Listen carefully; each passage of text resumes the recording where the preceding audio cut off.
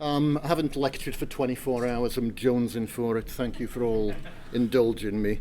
So what I want to talk about today is the asset stores and Unity Asset Store and other marketplaces, what their benefits are, and sort of answer the question, have you ever thought about submitting anything to the asset store, and do you have anything of value that could go up there yourselves?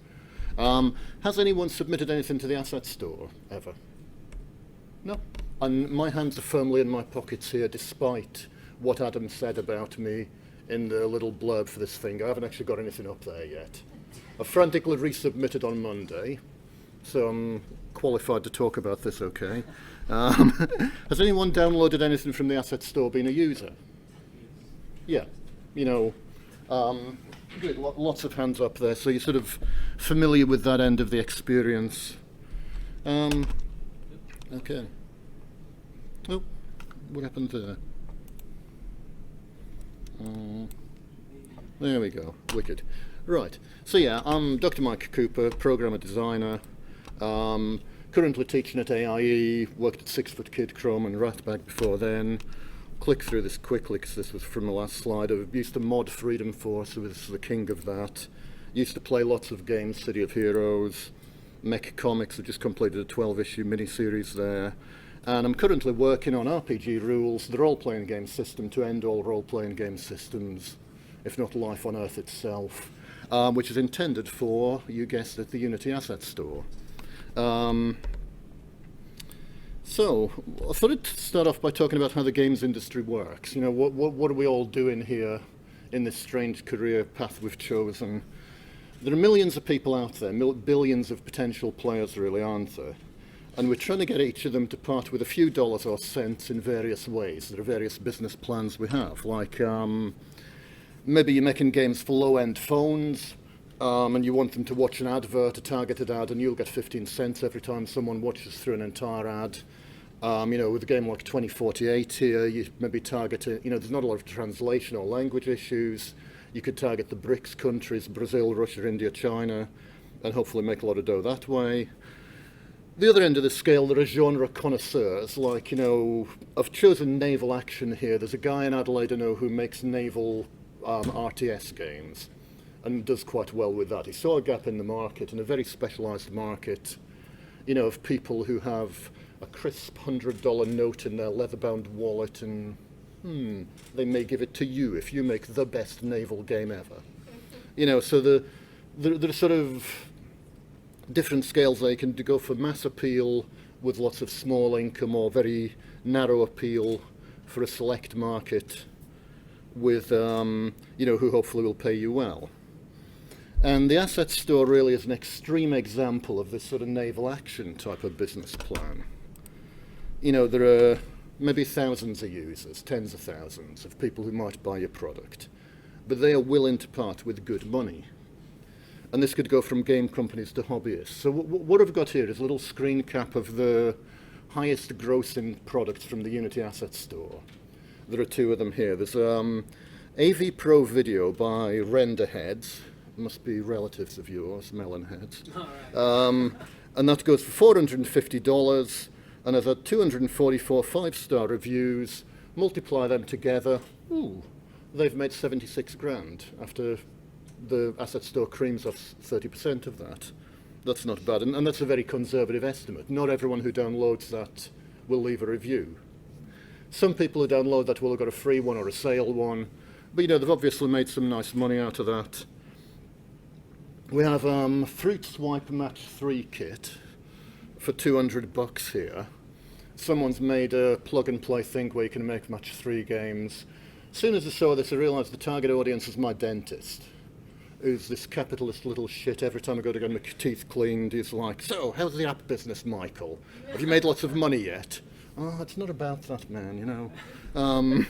And, you know, someone who thinks they might invest $200 to make an app because they've heard that apps make a lot of money and they want to churn out Match 3 games. Someone's nicely preying on them with this $200 package there. You know, the sort of ideal story, success story from the App Store maybe is something like the Shader Lab thing, you know, for making shaders without having to code, right, guys? where it did really well on the App Store, then it actually got bought by Unity and has now become part of Unity and so on. They're probably very glad they did what they did. So what I'm sort of looking at here a little bit is the kind of the business model behind the App Store and whether it's worth pursuing it with something or other. What do I have next? The other big question, that's sort of the money side of it. This is more the kind of, I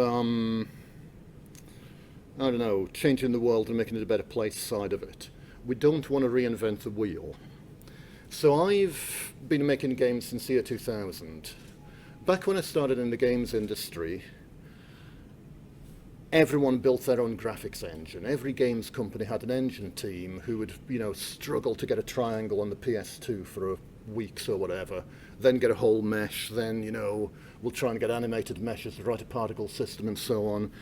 And, that kind of frustrated me a lot at the time, watching this happen at different game companies. Ratbag went down, then Chrome appeared and was sort of having to build that engine up again. I mean, Chrome already had one. Every time you moved to a game company, you had to learn the local game engine. And back then, we would have said, well, this idea that there could be one engine that everyone uses, yeah, that's a nice idea, but how's that going to work? That's never going to happen. And now it has. Now we've got, two engines everyone uses, Unity and Unreal, and CryEngine a bit as well. But game development world has become a better place because of this. Right, that you can hit the ground running. We've got a company of artists making games together without a programmer's programmer. That is awesome. I've never been so happy to be obsolete in my life.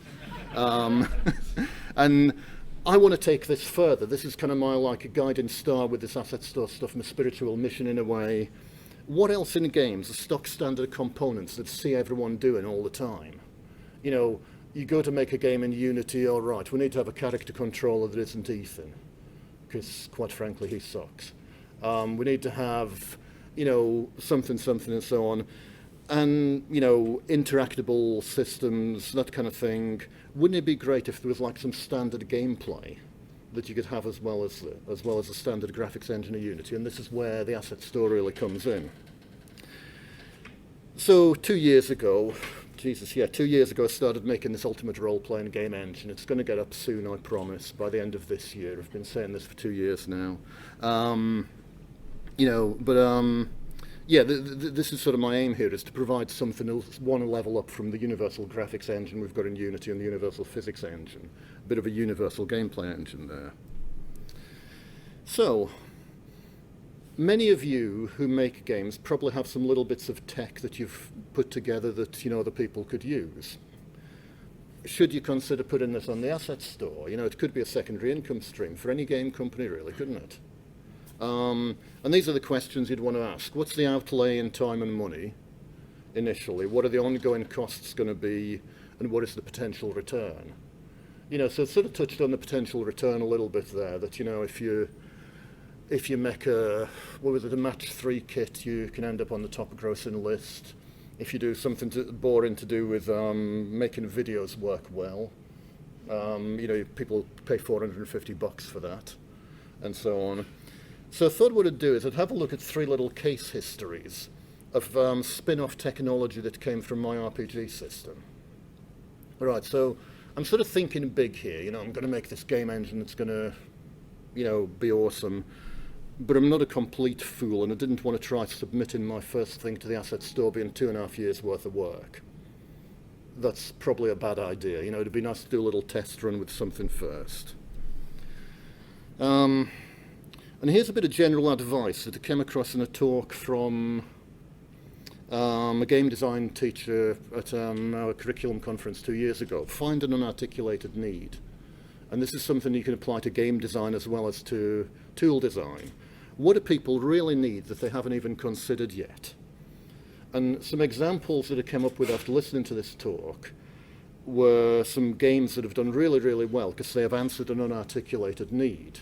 When we're thinking about game design, we often think about originality. Can we make something creative, something original? But the question is, why would people want this? So here's an example of an unarticulated need.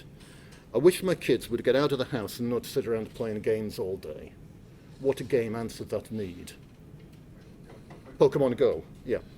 Imagine if I could play Diablo with other people like I used to play D&D. Circa 2002, World of Warcraft came out. Both of these were very difficult to implement, by the way. They involved network code and stuff like that and reading the GPS. But, you know, they really caught fire, not because they were original and creative, but they're actually answering a need people have there. What if I could go wherever I like and choose my own missions instead of being spoon-fed a storyline mission by mission? That was GTA 3, which completely revolutionized the way publishers were looking at games when it came out. Seriously, when we were at Ratbag Games and GTA 3 had just come out, our life was a nightmare afterwards, in that every publisher you spoke to were just saying, do you have an open world story engine? You know, do you have free roaming capabilities in this? And, oh, no. Can you stream it in a city without ever having a level load? I don't know. You know, yeah, we're working on it. So these games did really well because they found an unarticulated need. So that's a question you want to ask yourself if you're putting together a tool for other Unity users. And sort of think about the market share and who it applies to. Right, so we'll get onto the case studies now. Number one, I've got a drag and drop library that I've made that is really awesome, seriously good. It's a universal solution for dragging things from one array list to another. You can customize the rules for drag and drop. It needs a little bit of scripting, and it could save a development team weeks of work downloading this. So this is like a Diablo 2 interface with a backpack, a belt, and an equip screen, using my art skills there. Here's some code. This is an example of a piece of code for one of these things. It's 4 lines long. You just derive from one of my classes, write 2 lines of code practically, boom. You are now dragging things around, and they are updating the back-end data all the time. Really, really handy. So who's making a game? Hands up. Who's making a game with a UI that might be able to use this? Yep. Who does a bit of scripting? Yeah, you know, each of these statements cuts down the target audience, doesn't it? So yeah, I'm a real idiot for who, you know, right, who's making a role-playing game, and hands go down instantly, since that's my driving thing. But yeah, that was my take on this drag and drop library. You know, it's got a slightly narrow range. You've got to be able to script to use it, to at least write this amount of code. And it's, you know, for a fairly specific thing, for any kind of user interface where you're manipulating arrays or lists. It doesn't have to be inventories, you can use it for anything else. And that was case study 1. Case study 2, the history window, stores your selection history like a browser history in a little drop list here. So the dev time saved could save you a day or 2 or a week trying to put one of these together by yourself. Right, so who uses Unity to make games? Yep, who would like this? Did anyone put their hand down? How dare you? I'll just demonstrate this quickly to show you what this piece of spin-off tech is. How do I do that? Hang on, get the mouse out. Unity here. Yeah, you can see that. So I've got a selection here, and basically selecting these things in here updates what I've got. So I'll just go to a folder and select a few objects. Let's see. Conditions 1, 2, 3, 4, 5. They know I'll add to this drop list here like a history, and I can reselect them again in the inspector. So it's great when you're dotting around between lots of different objects and you can't remember where they are because they're in different folders. It's really small and compact. It just fits above the inspector like that. If anyone would like this, I'll tell you where it is in a minute. So I'll just go back to the talk now. Because you can all have that for free just for coming along. Right, case study number 3. I've written some very fancy attributes. I have delved into the giant rabbit hole that is Unity editor tools.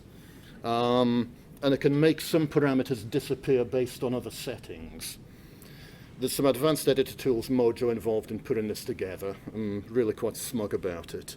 I can't even estimate how much developer time this might save other people if they were wanting to do this themselves. Now the target audience is anyone using Unity. So hands up if you're using Unity again. Who scripts? Put your hands down if you don't script. Who likes making fancy editor tools? Okay, yeah, I know you do, yeah. So, you know, it's once again a narrower audience than the second one. And I've got a sort of static demonstration of this, which is not awesome, really. These are the kind of attributes I've got. You can say, only show this variable if another variable called mode is greater than some value here, or some other conditions. And what it means is if I've got a power here, you know, heat vision, amazing vision, if it's an instant power, that's all you see, but if you set it to maintain, so you have to kind of channel it for several seconds. Other variables like duration, the energy cost or whatever pop up automatically and then get hidden when they're no longer relevant.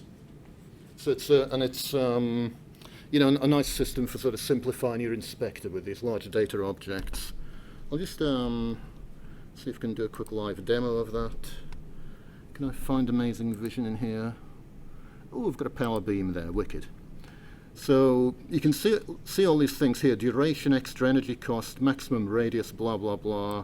I can make them all disappear by changing that to instant. If it's just a single click power rather than one that you have to sort of, you know, channel for several seconds. So that's a nice little bit of editor foo that can be applied to lots of things there.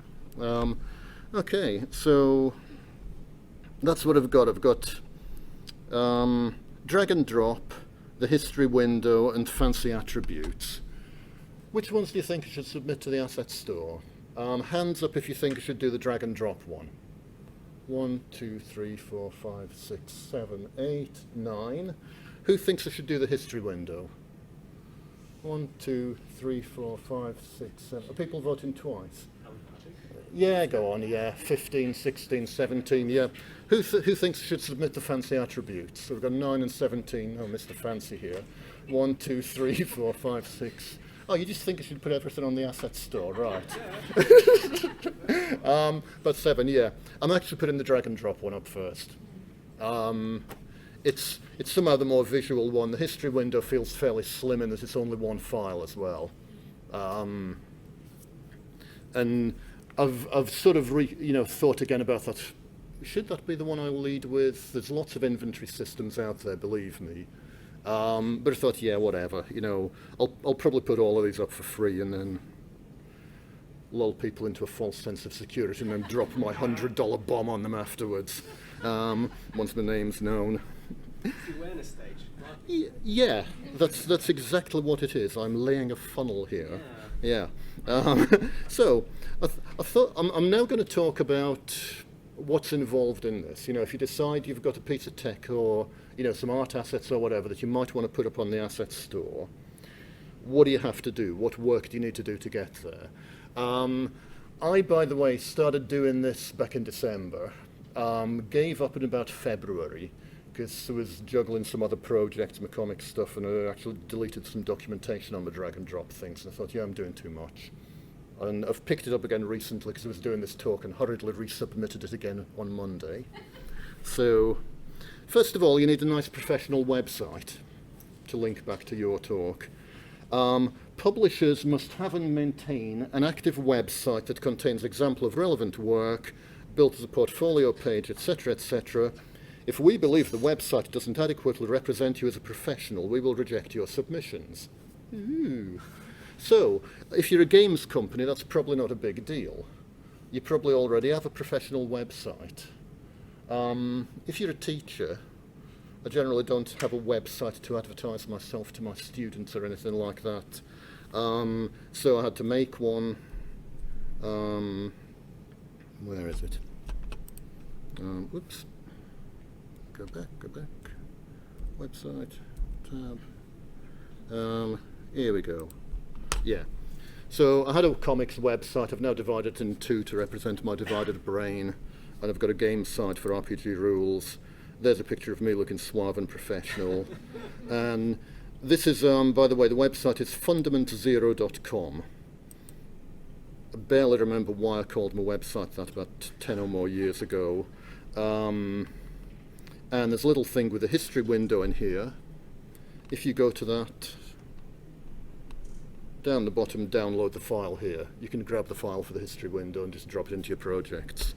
It's new and improved from the one I dished out at AIE, by the way, so do go grab a copy of that.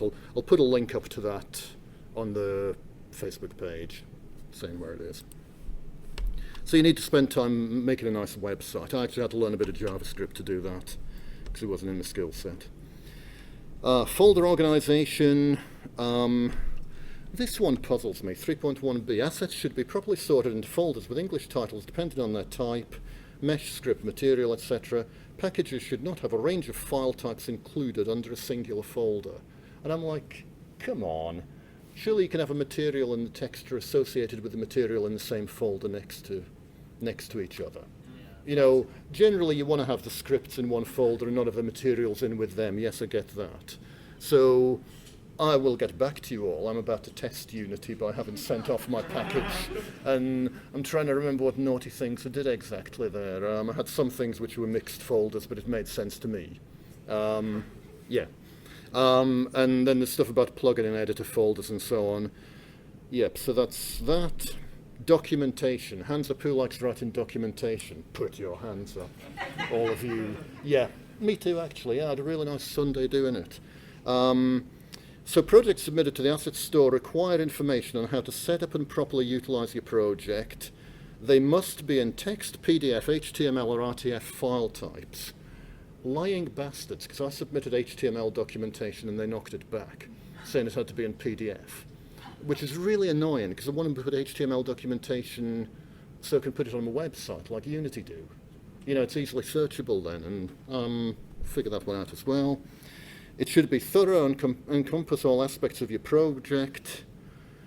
If after reading through the documentation there's not a clear understanding of how to use your product, you may be rejected, and so on. Now, most of us have downloaded something from the Asset Store, haven't we? Yep. So at this point, think about how you feel when you're about to download something from the Asset Store. You know, you're making a game, say you want an inventory system, and it's like, oh my God, they're really hard to write. And you think, right, there's a whole bunch of inventory systems, 10 of them come up in the Asset Store, and you're looking at them, some of them cost a bit of money, some of them are maybe free. And the first thing you really want to know is, what does each one do exactly? And what do you need to do to get it working? You know, at that point, you absolutely crave clear information, don't you? So if you're putting something up on the Asset Store, this is your chance to delight the end user. Give them some really good documentation. Give them a video, which is going to be my next slide, that tells them exactly what it is you're doing. You know, and it's a lot of hassle at the time to put this together. I think it was Sunday and Monday I was doing that. Let me just see if I can find the documentation here. Right, first thing I want you to notice, where's the page count in this? Page 1 of 18. This was for a simple drag and drop library. I, you know, wrote, I'll scroll the mouse, you know, writing out sort of class documentation like this, what each variable does. It's not riveting stuff really, just put some music on and get going with it really, and it'll be over soon. And you know, I was thinking while I was writing this, if I was the recipient of this thing, if I was looking for a drag and drop library quickly, what would I want to know? What, you know, I've put together an example scene, then I put together a second example scene, dropped my tooltip system in there because it went nicely with it and had to document that as well. I also put together some videos. I'll just click on one now. So I've got a 3-minute video which is a quick introduction to the package. Don't know if this is going to... we're just going to have a lightning tour of my drag and drop system for Unity here. Blah, blah, blah. I'll just show you the sort of thing. Yeah, whatever. That's all the code you'd have to write. So slots, do a little bit of coding. which you can derive your own classes you from, know, to make do it together and put together a short blah, blah, user blah. interface. There you go. Yeah, so you know, you have to put basically explain clearly what it is you're demonstrating. So put together a 3.5 minute video there showing off this example scene and how it works. So you can clearly see all the features for 3.5 minutes of your time, and that's it. I've also put together a 17-minute video where I go through the same example scene really thoroughly, opening up all the prefabs, describing to people the events I've used to make the little drag and drop slots glow gold when you drag something nice over them and give you feedback and sounds. And then I also made a 32-minute long video where I do some programming, where I put together a shop from scratch, which is a really interesting exercise. I mean, man, I thought programming in front of 20 people live was bad enough, which I do occasionally at school. Though sort of programming in front of the web camera, knowing that you're going to have to start again if you mess something up really badly, is, you know, it's something you're going to have several cups of tea and sort of, you know, pace around the house a bit and psych yourself up before you do it. And, you know, took a chunk out of my weekend, I think, took a day to do all the videos at least. So you have to put some video documentation together. If you do, you've got to upload it to YouTube and mention the videos in your written documentation. So yeah, there's quite a bit of initial work there to do this, and you'd have to do this for every item you put up on the asset store. Art assets. Packages that don't hold a consistent artistic style may be rejected, etc., etc. Basically, if your art looks crap, they are going to bounce you.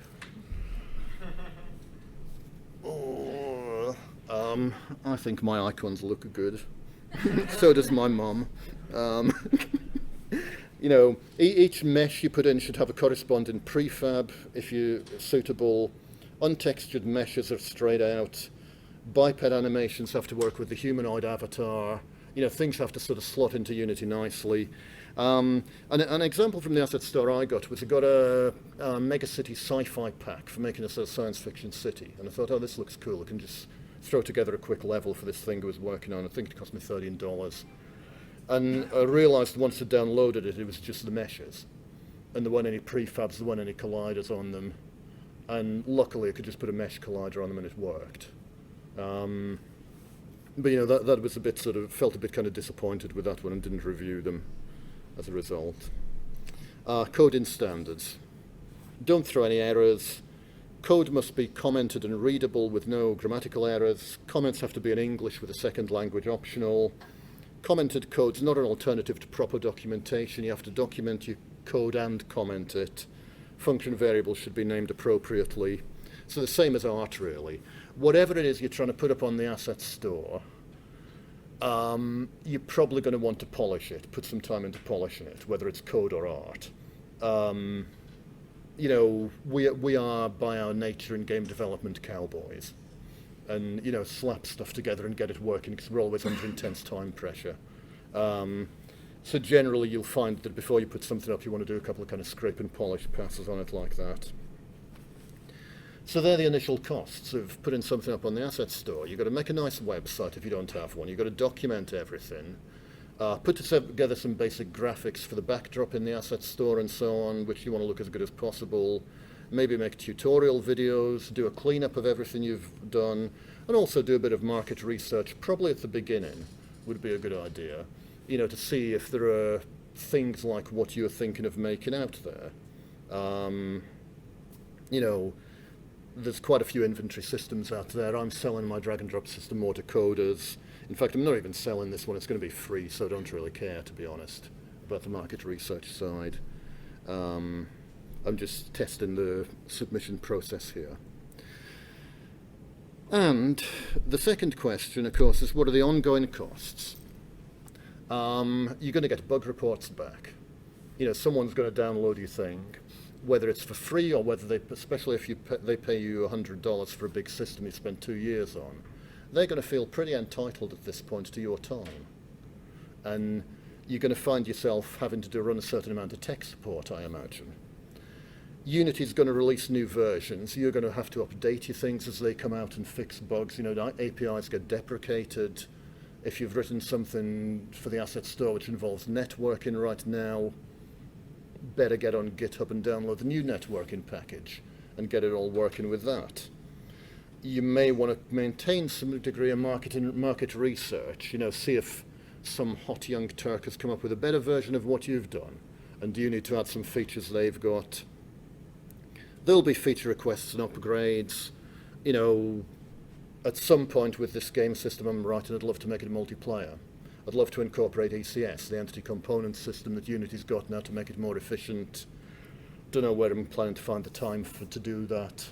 We'll see if the base thing succeeds first of all. Yeah.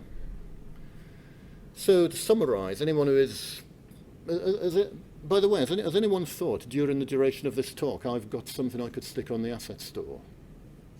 Cool. Yep. Yeah. Good. Yeah. Good. Cool. Did anyone over here? Different asset store? Yeah, well, look, yeah. When I say the asset store, I should have said an asset store, yeah. I'm not trying to exclude you. Trying to think of a derogatory word for Unreal users there. Yeah. Melon heads, yes, that's it. Yeah. So, yeah, the first question, I guess, is what do you have to offer? You know, think not what the game development community can do for you, but what you can do for the game development community. You know, we're all experts in something, at coding or art or whatever. Who else is going to want it? This is what I was doing when I was getting people to put their hands up. You know, if it applies to all Unity users ever, like the history window, brilliant. You know, the shader lab was basically anyone who wants cool graphics in their game. Yeah, that's pretty much everyone. If you're making a, you know, RPG system that specialises in superhero RPGs, yeah, you're kind of narrowing the audience a little bit, but we'll see. Has someone else made it already? You know, do the market research. Can you make it better if they have? What are you going to have to do to realise this? You know, you're going to have to go through that list I went through of making a nice website, documenting it, polishing it, and so on, and what are the ongoing costs going to be? So, just to ask that, has someone else made it, can you make it better? With context to a big role-playing game system, there is a predecessor, the RPG All-in-One system, and I'll just see if I can find what my research showed up this weekend. Where did I put that? Here we go. So it's on the asset store, RPG All-in-One. Huge creation tool for RPG games in continual development, boasts a fully code-free interface from start to finish. Make a game without writing a line of code. I'm not offering that with my one. You're going to have to write little bits of code, maybe. How does it work? Blah, blah, blah. And I went and had a look at the user reviews. I think if we go here, and I started finding this interesting story here, yeah. It's not being updated anymore, and no, there's not likely to be a V2 release, but it does work on Unity 2017. The developer has all but abandoned it, and there's no activity in the forums, etc., etc. Perhaps Unity can stop promoting this. It's not deprecated, but pretty darn close. And the publisher says an update's coming soon. Someone else in here was saying the developer won't put time into developing the asset. He isn't making enough money from it, as stated on his forum. Here we go. He won't fix bugs until version 2 comes out, which was supposed to be months ago. Doesn't reply to emails. And I was sort of thinking, oh, this is I think my worst fear with this system I'm working on. That, you know, it does okay. People spend $100 on buying it. They then feel entitled to my time, and, you know, are like, can you fix my game, man? And, oh my God, they don't realise how slow Australian internet is. They'll have to download this thing and have a look at it. And, you know, pretty soon I'll wish I'd never made it. However, that's not going to stop me. I'm going to do it better than him. So, yeah. And that's it, really. I think that's all I've got to say. So, yeah. Do consider these asset stores as a, you know, potential secondary income stream for anyone who works in games. And also just a way of, you know, as a community exercise in some ways as well. It would feel really good if you can make something and give it to other people and they use it and their life making games is better because of you. But beware of the potential costs and pitfalls. So, yeah, any questions?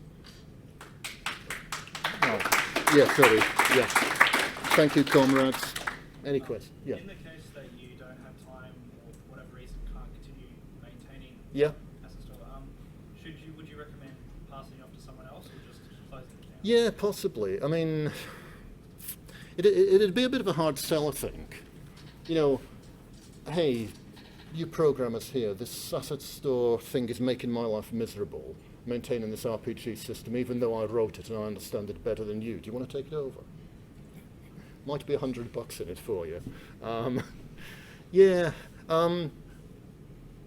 it's possible. I think at that point you'd be better off saying basically the exercise had failed, and to possibly shut it down at that point and say it's no longer supported and move on to something else. Yeah. I guess that'd be my answer to that, yeah. Kathy? Could you do a subset of your drag and drop where people don't have to code and then you just say, look, you can only have these 6 things, make your game with these limited assets? I could put together a pre-canned inventory system, Yes. for example, yeah, because what my drag and drop system works on is it, you know, you attach it to an array and an object, like you've got, say, an inventory with an array of items, and you say, right, we're going to talk to this array, and it magically makes a little square for each element in the array. When you drag 2 of them between each other, it swaps some values around in the back end and so on. But it does require those 4 lines of code to link to your player who's got an array of objects in them already. What I could do is I could make an inventory component that you can stick onto a game object and have it work so you don't need to do code that way. I think you'll find if people can just automatically Yeah. do a simple version, then Yep. the interested ones would learn how to It would be a broader seller that way, you're right. And I should actually have a look to see if my inventory system itself, like I've got an inventory system already, which may be quite portable, because I tend to write things like that. But at the same time, I mean, that is a really cool idea, but at the same time, I'm loath to sink any more time into the drag and drop system, because the main thing is to try and get this game system out. And this was really just a test to go through the submission process, you know. Yeah. Michael? Instead of distributing the whole package as one thing that people might pay Yeah. nothing to a bulk price for the whole, Yeah. why not break it up into chunks and then distribute that? Because then they can say, I want this and I pay that. Instead of paying for the whole lot. Yeah, because I write terrible spaghetti code and everything's interlinked. Is that what you're forcing me to say in public? It's, I think as the whole system works together, really. You know, it's like, I've got a leveling up system. Several of them, actually, where you can power up characters, but that, of course, makes no sense without the power system. The power system makes sense on its own, but without a character controller, you can't really see it at work. So yeah, I'm trying not to make it do everything, but I'm trying to keep the scope as small as I can. But it has to grow to a certain extent to be able to demonstrate everything that I want it to do easily. Like, you know, I'm having to get meshes and animations made, so you can have a nice looking character running around doing things, because that's what's required. You know, otherwise it's all potential and you can't really demonstrate it to people easily. Yeah, so I think I've broken it down as far as I can at the moment. Michael, would be your answer. Have you done much research into how to promote your product in the asset store? So Nah. No. No idea. Yeah, you know, I should probably be more active on the Unity forums for starters. Like, I don't think I've even got an account there. In fact, I know I don't. Yeah. Nah. You know. Did you sort of start off making these packages Mhm. with the intention of putting them on the asset store? Not really. I mean, how this whole project started was 2 years ago. Around about this time of year, our students go into major production where they're making a game for 2 terms in teams. And I had a number of groups saying they wanted to make a role-playing game. And I was just like, oh yeah, right, so if you want to do a role-playing game, this is how I'd do it. Oh my God, I can't wait to get home and make this. And basically just started making it for fun. And then after a while was thinking, I want to share this. You know, I want to give this to other people. Yeah. So it's sort of, yeah. It wasn't my original intention. It was like, my original intention was not how can I make money in my spare time on the asset store. Because I think if it was just trying to find out a way to make money in my spare time, this would be a really bad way to do it. You know, like making websites for people would be more profitable or something. Yeah, so it sort of came about organically. Do you think the decision to make them into asset store and stuff has added a significant amount of time to the development? Just Yeah, yeah. yeah. I mean, I would have documented it anyway, because otherwise it's useless. You know, it's just a big pile of code. But yeah, there have been entire weekends where I've thought, wow, I'm just going to be investigating the asset store submission process for starters, or, you know, putting together the videos in such a way that they're suitable and that sort of thing. Yeah, it's added time to it. Plus, there's just a general thing of whenever you think someone else is going to see your code or see your assets, you kind of panic a bit and, oh my God, you know, it's full of bad things. I'd better go and clean it up. I'd better at least look over it and make sure it's presentable, kind of. And that's a good time sink, because it ends up being better. But yeah. Alrighty. Cool.